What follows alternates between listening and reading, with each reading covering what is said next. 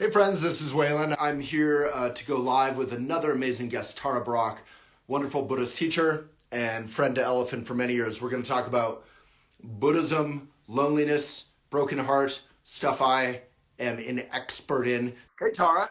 Hey, hi Hey. there. So Tara, let's jump in. You have a lot of your fans and community here.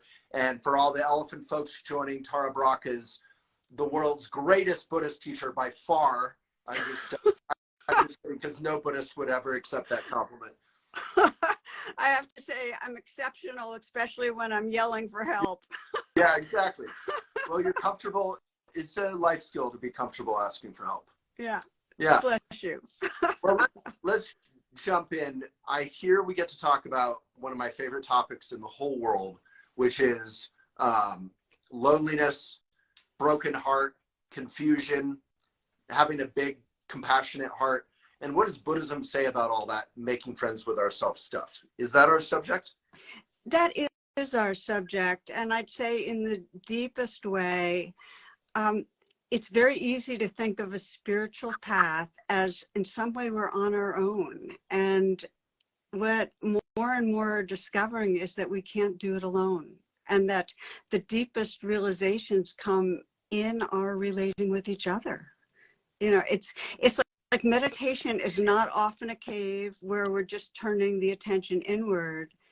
It's also right this moment, you and I looking at each other through the digital and sensing the spirit of who's looking through those eyes and feeling in the field, feeling those that have joined us in the field and being in that relational field and that togetherness. And that is every bit as profound as the turning inward to sense our inner relationship. So kind of what I'd like to do is bring alive how our relationships with each other are just as essential on the path as anything else in the universe.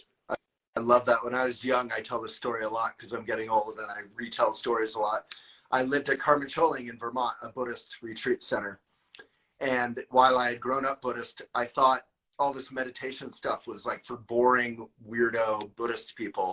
And I remember going into the meditation hall and hundreds of people were meditating. And it was a beautiful summer day. And I was like, what are you avoiding? What are you hiding from in my mind? But meditation isn't about that. It's about what you're talking about. It's about connection. And how can meditation or Buddhism help us more genuinely connect with ourselves or others?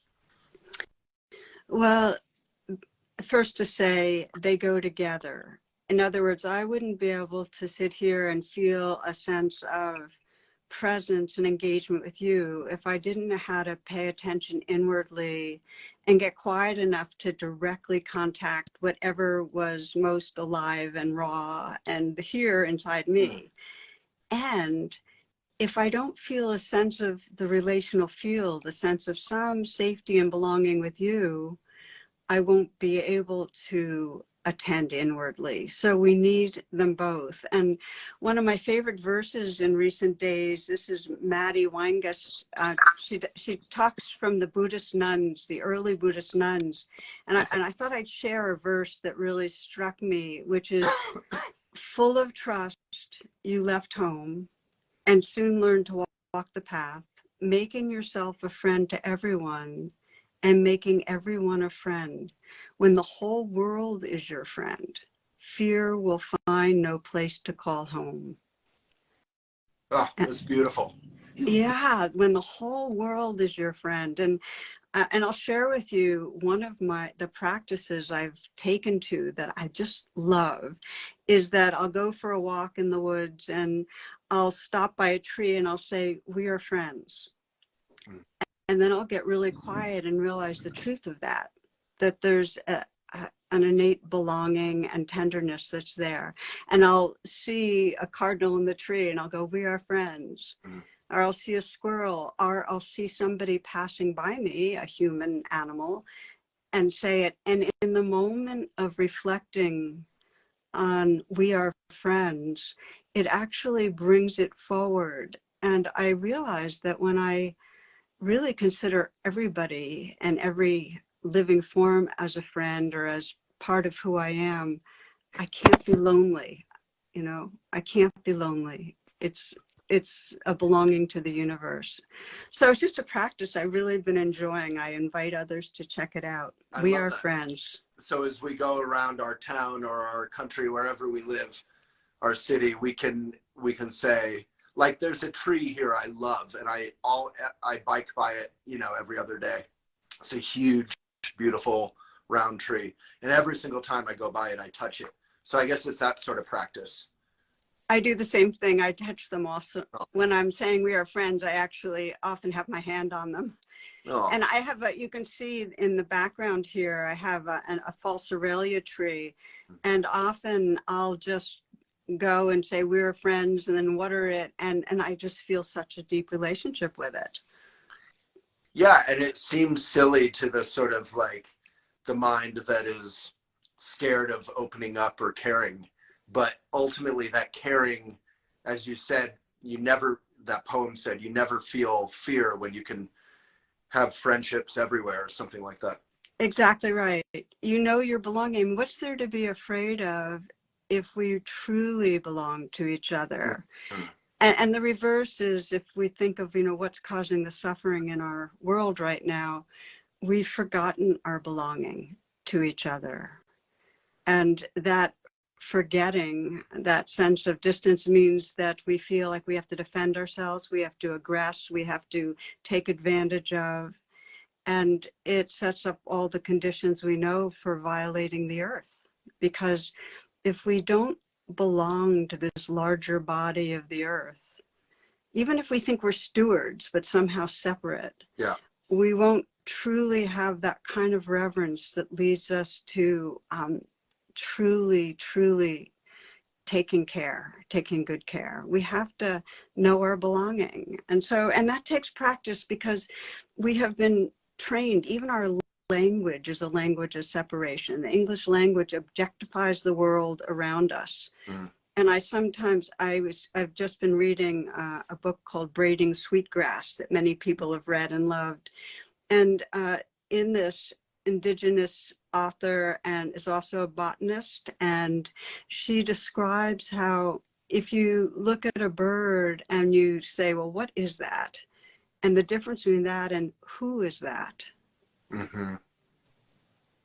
Who.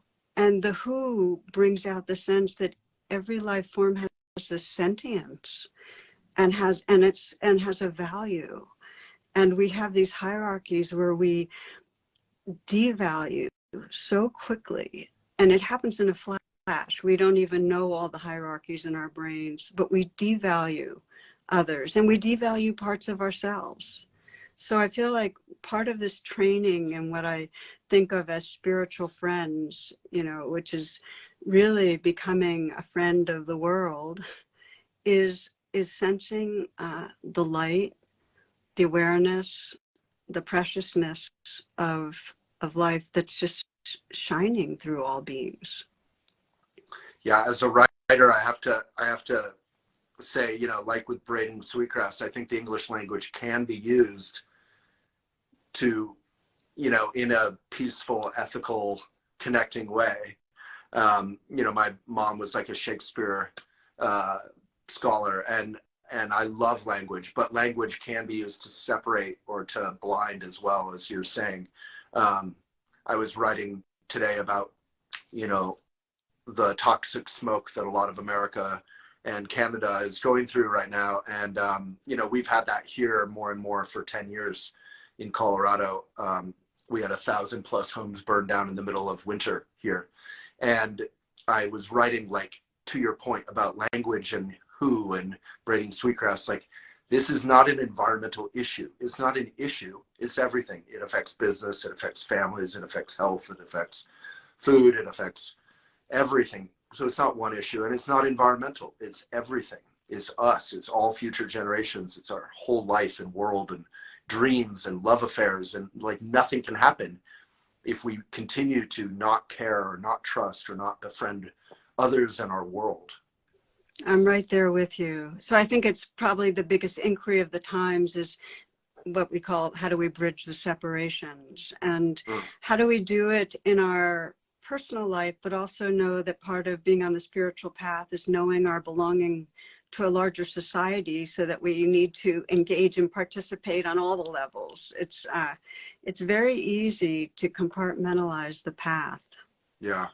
So you're offering, I understand, with Cloud Sangha, what are you offering? Yeah, well, Jack Cornfield and I co-founded a meditation teacher training program some years back. And so we teach people that are dedicated to mindfulness and compassion how to teach others. And one of the things we realized in developing this program is that people need the practices and they need the relational field to wake up in. They need both. And so we co-founded another organization called Cloud Sangha that you just referred to. And Cloud Sangha is dedicated to helping to foster meaningful relationships for people on the spiritual path. So the people that want to be part of what we call mindful friends groups. And oh my gosh, we've got all sorts of mindful friends groups now that have been formed, whether it's around stress and anxiety, or around relationships, or around grieving, or around working with difficult, unhealthy habits. And so people that are interested, those of you that are listening, to just check out Cloud Sangha. And what we do is we offer these free open houses so people can check out the format and the feeling of it and see if it's a fit for them. So that's a real invitation to all. I love that. You need to create a selfish request would be like a mindful kind of dating community. Totally get it. Yeah. I mean, well, the starting point is our mindful relationships group, because, dating, if you really think about it, our capacity to be intimate with each other takes practice. Everybody, and this is everybody, is both longs for intimacy and fears it. Yeah. And I feel like one of the most powerful questions is, what am I doing to create separation? Not in a way to judge myself for doing it, but how to see the ways we do it. Because when I watch myself, I can start seeing in a day-to-day way the way my judgments of myself create separation, the way my judgments of other people create separation, the ways that I'm trying to present myself to be liked or appreciated create separation. We have all these strategies because we're scared. And so we need places that we can practice being real. And that feels really important, just the way we might sit on a cushion and practice meditation to be real with our inner life. You and I need to pay attention. Are we really being awake right in these moments? Are we being awake when we're, with our friend, just hanging out? How is it going? And so, I mean, one of the reasons I like these mindful friends groups is they give us a chance to practice, and what we practice gets stronger. Yeah, if we're practicing with a little like Sangha or community and a little guidance or teachings, because if we practice our habitual patterns or our preconceptions, those will get more solid too. It's exactly right. I feel like there's informal ways that we can practice each day. It's like commit 15 minutes a day, in some way to have contact with somebody beyond who we live with. Commit to listening. We just don't know very well how to listen, in the sense of putting down what we're next going to say, or putting aside our interpretations and really taking each other in, and then committing to speaking and, pausing enough to sense what's real. Am I really speaking from an embodied, caring place? So there's these things we practice, and then just that honesty. I love the way Adrienne Rich says that love has to do with deepening the truths we tell one another. How real are we able to be with each other? And so much of the time, we're kind of protecting ourselves from being judged. I've done a lot of workshops on fear, and people often share that their deepest fear is that others are going to be judging them. Sure. So it's these trainings on how to listen, how to speak, how to stretch ourselves so that we take a chance, and we don't do that often. We try to stay comfortable. And the last thing I'll say on that line is to practice looking more carefully at each other, in the sense of we see very quickly, our brains are designed to see what we're most attracted to and what we're most aversive to, and to start sorting people, and to sort people very quickly according to class and education, and of course the obvious is race. We have so many sorts, and to be able to see beyond that, it takes the training. It really takes the training to one of the things I do is I'll often look at somebody and I'll ask myself to notice the color of their eyes. It's a little harder on screens than in person, but I know I was looking. Hazel? Yeah, I guess. Yeah, they're kind of light. Actually, that's very cool. You've got hazel eyes. Lovely. Yeah. Ah, sweet. They're pretty good in the sun. We don't have a lot of sun today, but yeah. But I'm catching it. Well, the beauty of looking somebody in and looking for the color of their eyes is you're actually paying more attention to the eyes, which are the window of the souls, in the sense that it's easiest for us to sense sentience. Like I can look at you and just sense the consciousness behind the particular appearance of the face. We sense the ocean coming through the waves, the light coming through, and it helps us see through our normal habitual sorts that are so limiting. I love that. Yeah, I interviewed this wonderful anti-racism teacher, Jane Elliott, about a year ago, and she does a whole exercise that sort of exposes our unseen prejudices, based on eye color in a different sense, but she's using that same kind of path to get beyond what we've kind of accepted. I like to say prejudgment. Judgment can be discernment, but prejudgment, prejudice, is a lot of it we don't even know it's there. It's like, I have new glasses. You may notice me fiddling. I'm like really not used to wearing glasses. But a lot of us get used to those glasses over time, and we don't even remember we have them on, right? That's a great metaphor. We are so used to our lenses of perception that we don't realize it's a conditioned lens.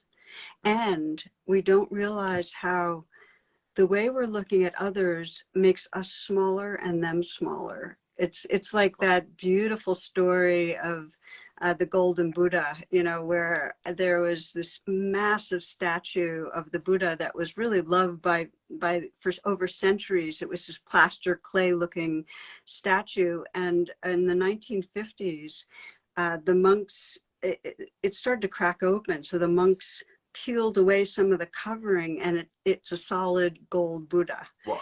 And what historians realized is that centuries ago it was covered with plaster and clay to protect it through difficult times, much in the way that we cover over our own innate purity to protect us through difficult times.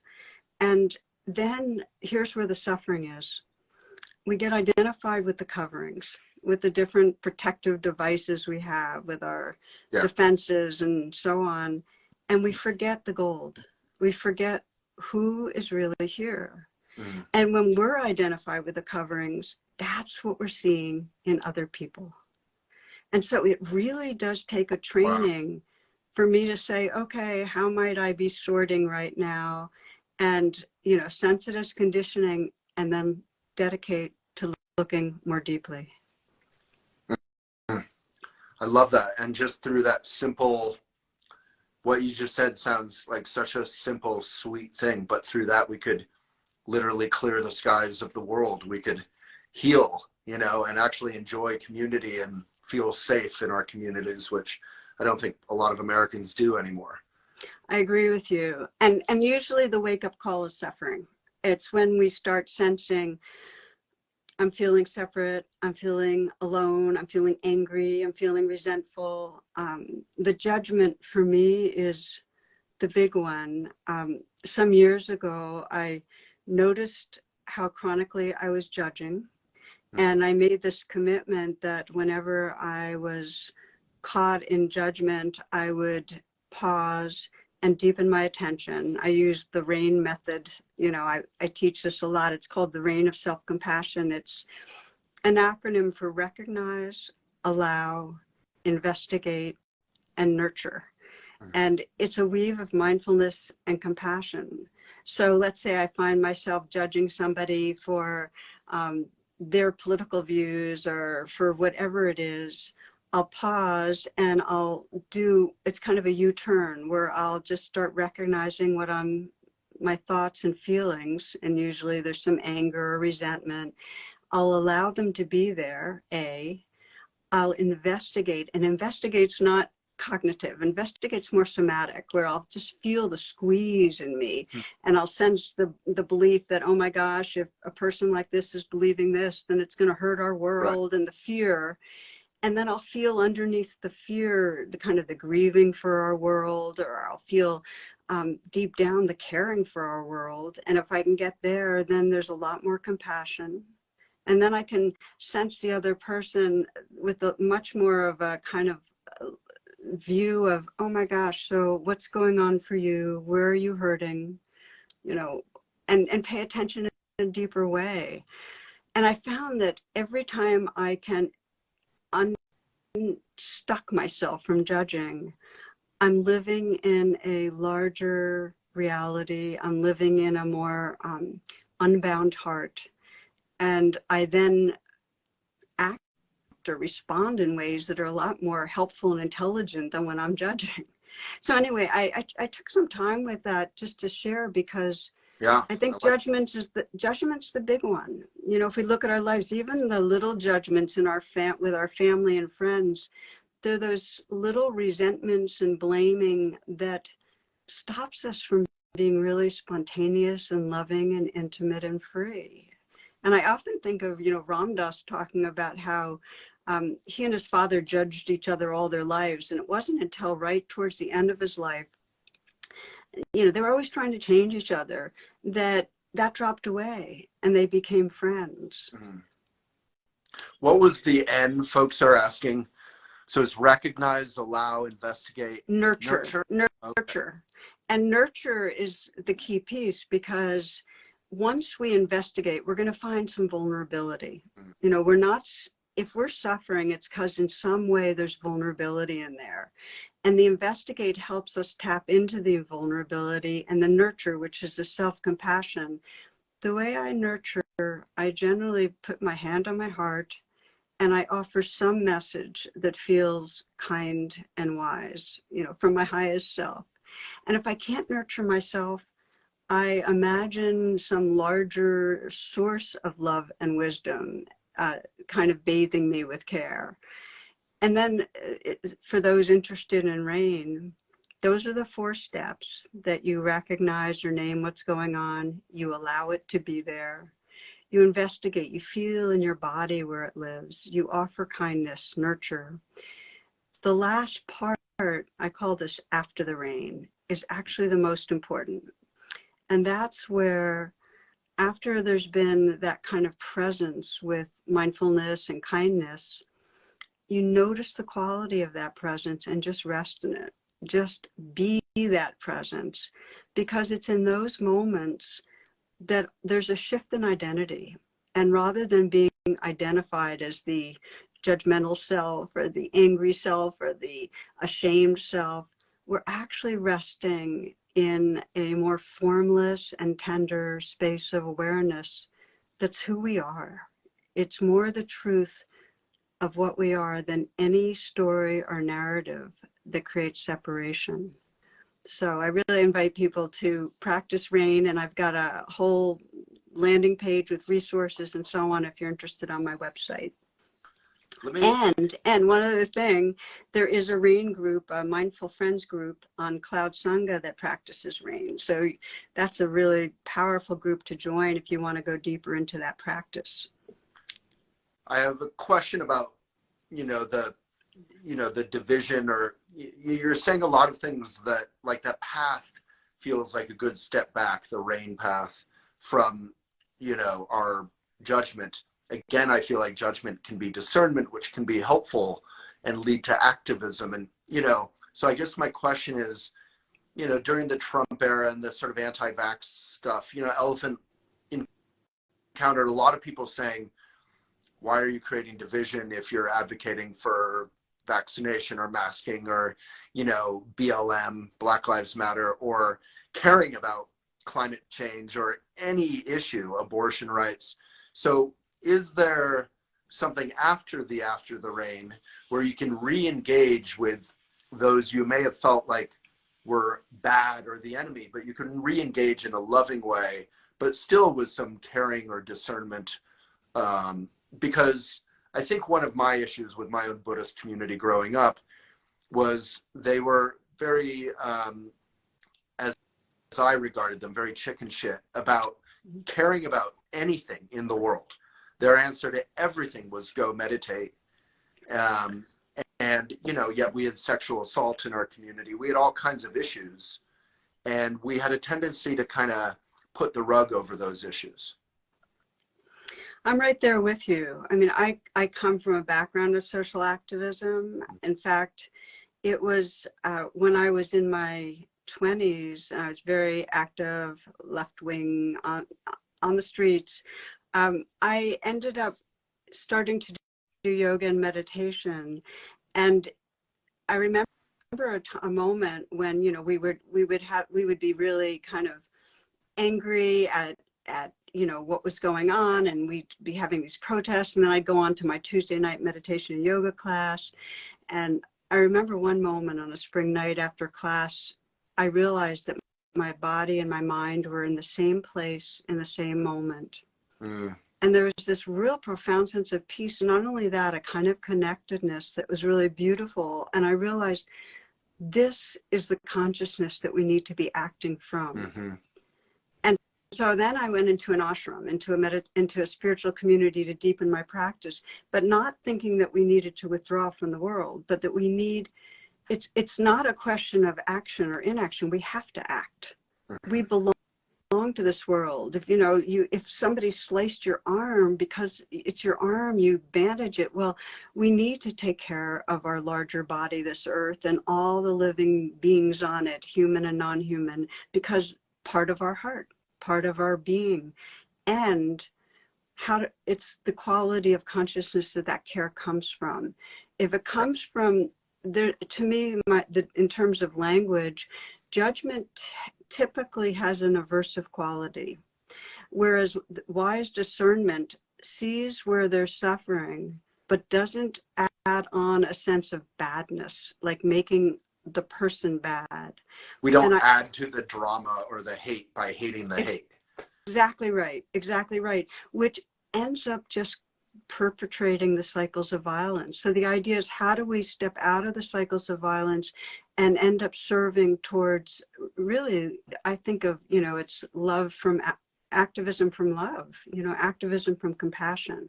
Yeah, I interviewed Alice Walker. She called it spiritual activism, what she wanted to practice. That we don't, I feel like those of us who get on the path of peace and compassion and maitri, or making friends with ourselves, often are good at saying, oh, I don't want to go out and hate and judge, but we tend toward nihilism, like not doing anything. And you started this conversation by talking about caring and trusting and befriending this world and everything in it, the trees, the animals, other people. So we can't use spirituality or meditation as an excuse to hide or stop caring. That's exactly right. And even if we don't have perfect love and compassion, we still need to act. And that's really important, because it's every moment we're engaged, and we're either participating and contributing to the racism, the oppression, the injustices, and the violence are, we're in some way taking a stand. I think we need to really dedicate to being as awake as possible in those actions. But we need to act. Yeah. It's awake. I mean, that's what the Buddha means, right? The awakened one. Like, that's what we're practicing, not hiding and going to sleep, although that can be good for a little break, a little nap. Yeah. Yeah. I mean, one of my friends, Ruth King, who wrote Mindful of Race, talks about anger as, anger is, because anger is a really natural emotion, and it's got a lot of intelligence. And she says anger is initiatory. It's just not transformational. In other words, we need to have anger. We need to feel the outrage because there's outrageous stuff happening, but don't stop there. You find out what's underneath the anger, and underneath the anger is we love this world and we want to protect it. Love that. Yeah, I've written, someone said, what about privilege? I think that's what we're talking about. We can't use this as an excuse to hide or not contribute or not care. That would be kind of weaponizing our privilege or sitting on our privilege like a big egg. We need to, care. We have to care. And, Martin Luther King Jr. wrote about, the white moderate, those who kind of care but don't do anything about it. He defined caring as active love. The love has to be active, or it's not actually love. That's so powerful and beautiful. And I think it takes training to do that. In other words, to be an activist. And when I say activist, we might have in mind a social activist on the streets leading protests, writing letters, but we can also be an activist in our family. There's many levels of bringing into action our love. It takes training, and if I had to sum up the training, there are two pieces. And by the way, you can find this on my website. I have talks on this, and somebody asked about my website. It is tarabrach.com, easy to remember. One of the trainings is intentionally looking for the good. We have a negativity bias. We sort typically for what we think is what's wrong. And there's a quote Arne Garborg I love, which is to love someone is to learn the song in their heart and sing it back to them when they have forgotten. Ooh, that's beautiful. We need to see that, the beauty, and that what that means is to look deeply and sense, what does this person care about? To sense the light in this person's eyes, to sense how this person like me loves. I think of Rachel Remen, who some of you may have heard of, who's a wonderful doctor and wise woman.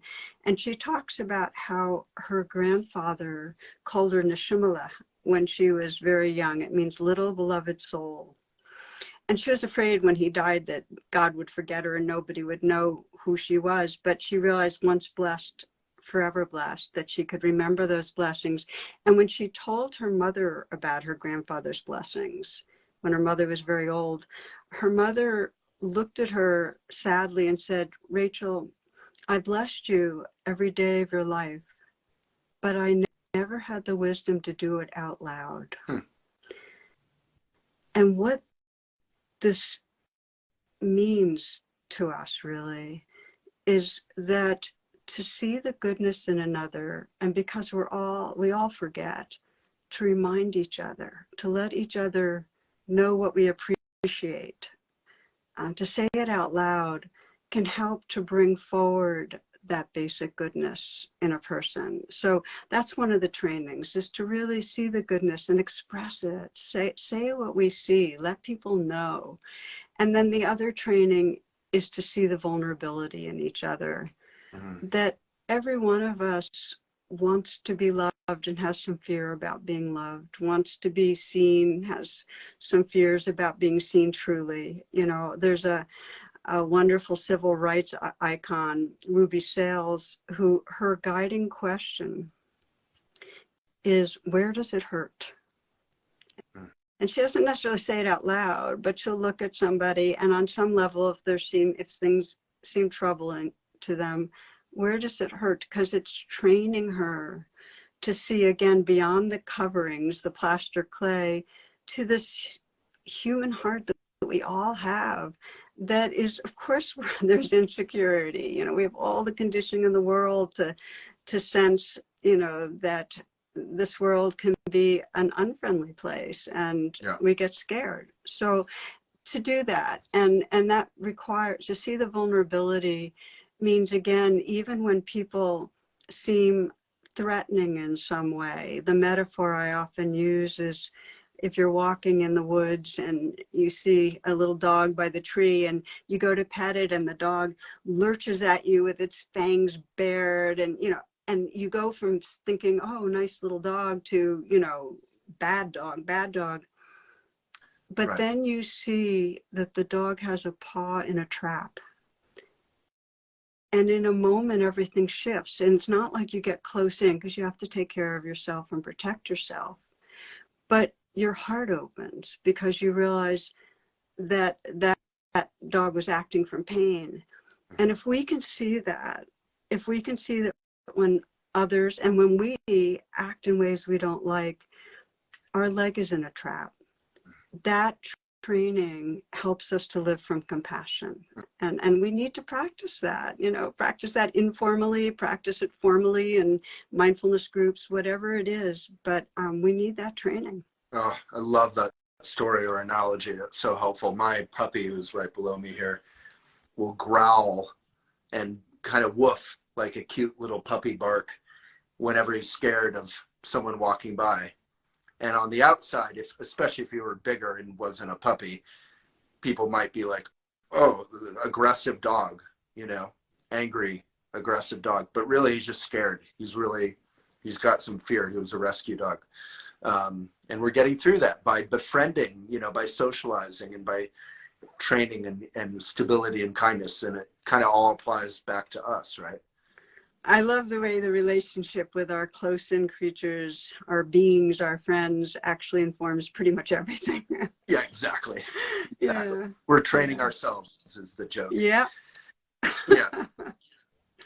Well, Tara, so many comments have said it. It's such a delight and so renewing to just get to listen with you. And I don't say that from a theistic place. I think we're in a worshipful society. Buddhism isn't that. You're reflecting our, you know, basic goodness back at ourselves. And thank you so much. And so we can connect with Cloud Sangha. You can fan Tara up here if you don't already. And we can connect with Cloud Sangha and your website, right? Yeah, it's right on the homepage of my website if you don't have other links. And really invite all of you listening to one of the open houses, because I've just seen firsthand, you know, we started groups like this locally. I'm in Washington, D.C. area at our community about 25 years ago.